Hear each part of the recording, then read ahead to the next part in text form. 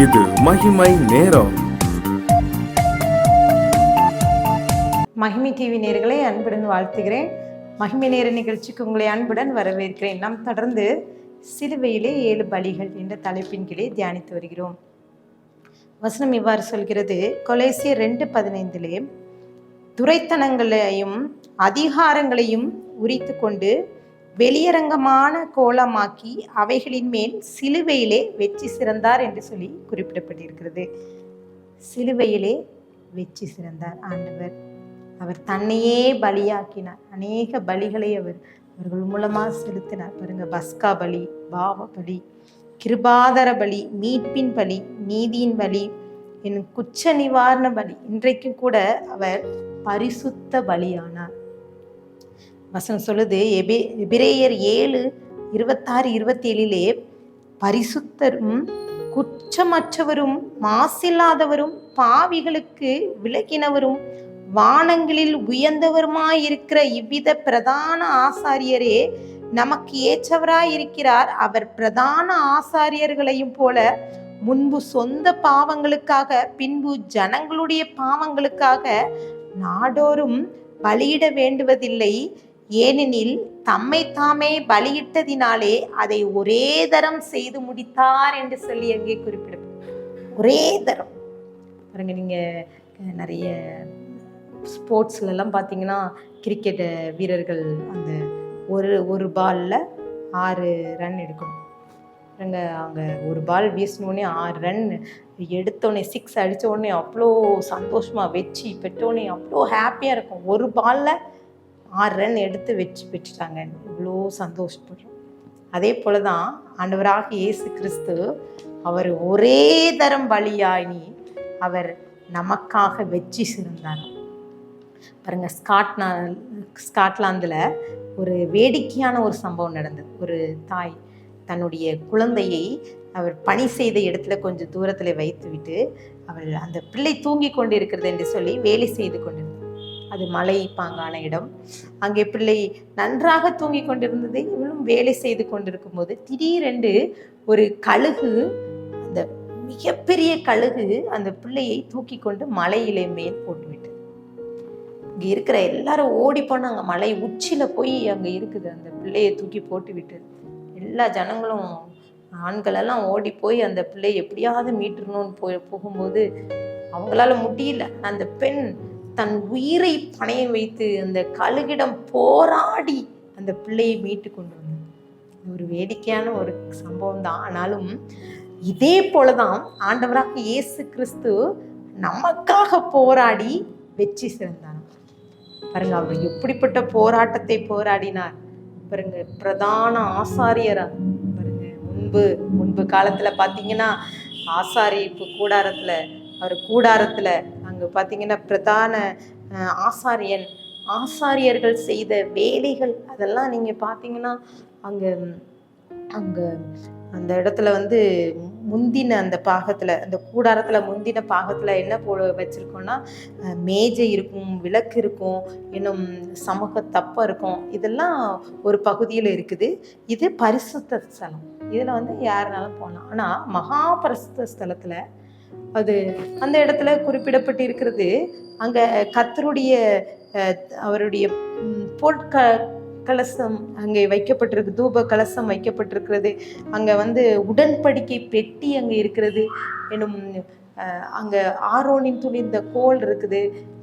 என்னும் கற்பலைகள்லாம் அங்க இருக்குது. இதெல்லாம் அங்க வைக்கப்பட்டிருக்குது. பிரதான ஆசிரியரின் வருஷத்துக்கு ஒரு முறை போவான். அங்க போய் தனக்காகவும் ஜனங்களுக்காகவும் அவன் இரத்தத்தோடு சென்று அவன் பலி செலுத்துவான்.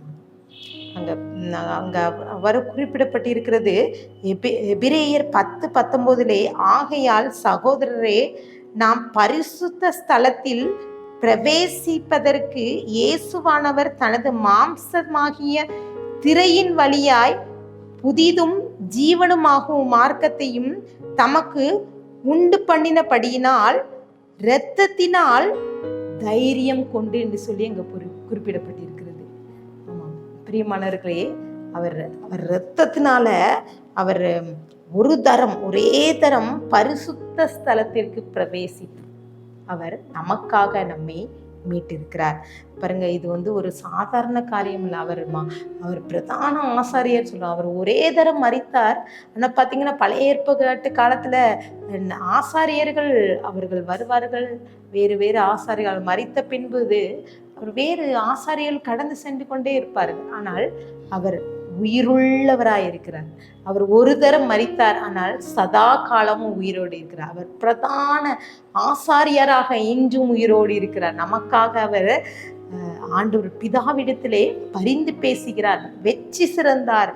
பாருங்க, இன்னும் எபேசியர்ல 10ஆம் அதிகாரம் 5, 6, 7 இங்க குறிப்பிடப்பட்டிருக்கு. பலியை அவர் விரும்பல, அவர் காணிக்கையும் விரும்பல, அங்க போடப்பட்டிருக்குது.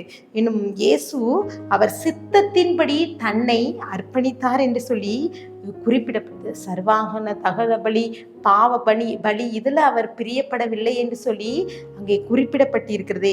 எபிரேயர் 10:10 இயேசு கிறிஸ்துவினுடைய சரீரம் ஒரே தரம் பலியிடப்பட்டதினாலே அந்த சித்தத்தின்படி தாம் பரிசுத்தமாக்கப்பட்டிருக்கிறோம் என்று சொல்லி குறிப்பிடப்பட்டிருக்கிறது.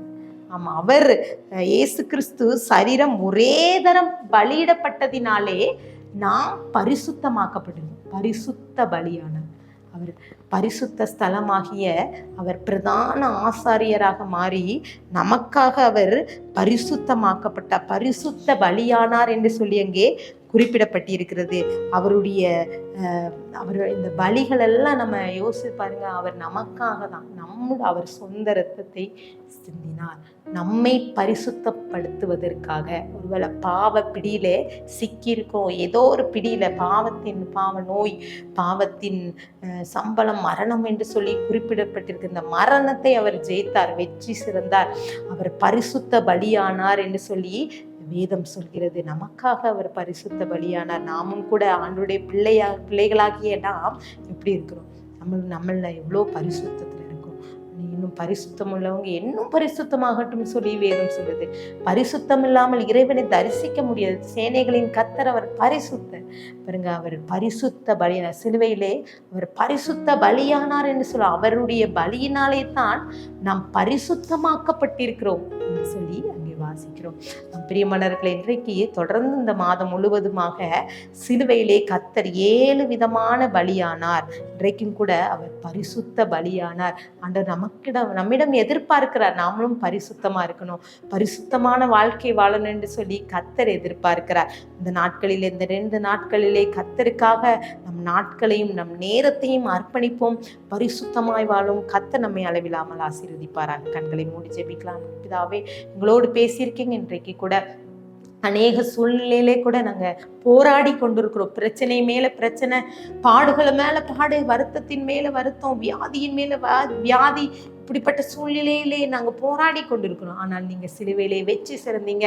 அவர் நீங்கள் பரிசுத்த பலியா நீருங்க இசப்பா. எங்களுக்காக பிரதான ஆசாரியராக ஒரே தரம் எங்களுக்காக பலியா நீர் என்று சொல்லி நாங்கள் வாசிக்கிறோம். இன்றைக்கு கூட இந்த வார்த்தையை கேட்டுக்கொண்டிருக்கிறோம் ஒருவரையோட நீங்க பேசியிருக்கீங்க சப்பா. நீங்க பரிசுத்த பலியாகி எங்களை பரிசுத்தப்படுத்தினதற்காக நன்றி. எங்க பாவத்திலிருந்து நீங்கள் விடுதலை பெற்று உமக்கு சாட்சியாக வெற்றி சிறக்க நீங்க கிருபித்தாங்க. துதிகன மகிமையெல்லாம் மக்கள் ஏறடிக்கிறோம். மீப்பர் மூலம் கேட்கிற பிதாவே, ஆமென்.